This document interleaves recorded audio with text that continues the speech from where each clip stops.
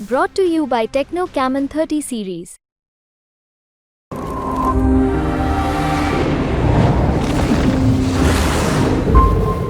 Sirsa Lok Sabha seat पर इस बार मुकाबले में कांग्रेस के पूर्व प्रदेश अध्यक्ष रह चुके डॉक्टर अशोक तंवर और कांग्रेस की पूर्व प्रदेश अध्यक्षा कुमारी सैलजा में कौन किस पर भारी पड़ेगा, ये सवाल लगातार बना हुआ है। दिलचस्प बात तो ये है कि दोनों ही प्रत्याशी कांग्रेस के पूर्व प्रदेश अध्यक्ष रह चुके हैं और दोनों ने ही कांग्रेस से अपने राजनीतिक जीवन की शुरुआत की थी।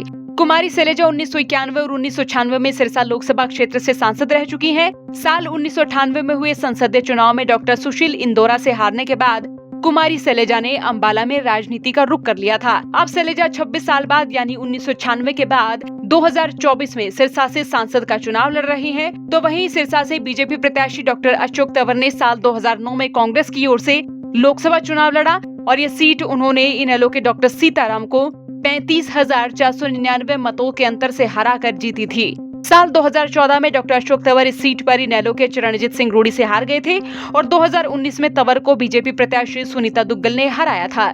सिरसा लोकसभा सीट पर साल 2019 में पहली बार कमल खिला था। सुनीता दुग्गल ने सिरसा में बीजेपी का सूखा खत्म किया था, लेकिन अब की बार सुनीता दुग्गल का टिकट काटकर बीजेपी ने अशोक तंवर को टिकट दे दिया। सिरसा लोकसभा के अंतर्गत 9 विधानसभा सीटें आती हैं, जिनमें नरवाना, टोहाना, फतेहाबाद, रतिया, कालावली, डबवाली, रानिया, सिरसा और एलनाबाद शामिल हैं।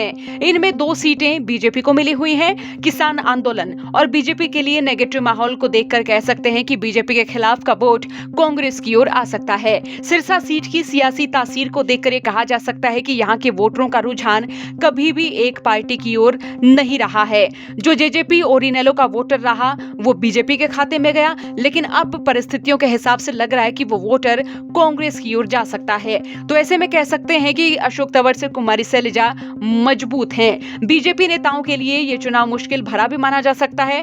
अशोक तंवर को घेरकर किसानों ने सवाल पूछे। अशोक तंवर के प्रोग्राम्स में किसानों ने काले झंडे दिखाए। ये जाहिर करता है कि उनके लिए राह आसान नहीं है।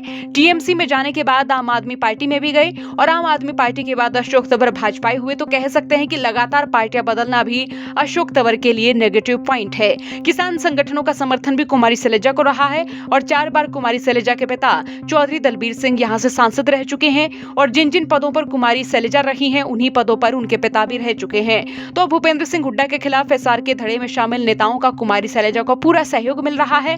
तो कहा जा सकता है कि कुमारी सैलजा जीतती हैं तो एसआर के खेमे में दबदबा दिखाने वाली बात भी होगी। अगर कुमारी सैलजा जीतती हैं तो यह भी माना जाए कि एसआर के गुट के लिए विधानसभा चुनाव में अपनी पसंद के दावेदारों को टिकट दिलवाना आसान रहेगा। तो सिरसा सीट के पूरे सियासी आकलन को देखा जाए तो अभी तक कुमारी सैलजा अशोक तंवर पर भारी पड़ती नजर आ रही हैं। आपका इस विश्लेषण बाबत क्या सोचना है, राय रखें। साथ ही चौगरदे की खबरों के लिए बने रहिए हरियाणा तक के साथ। ब्यूरो रिपोर्ट हरियाणा तक।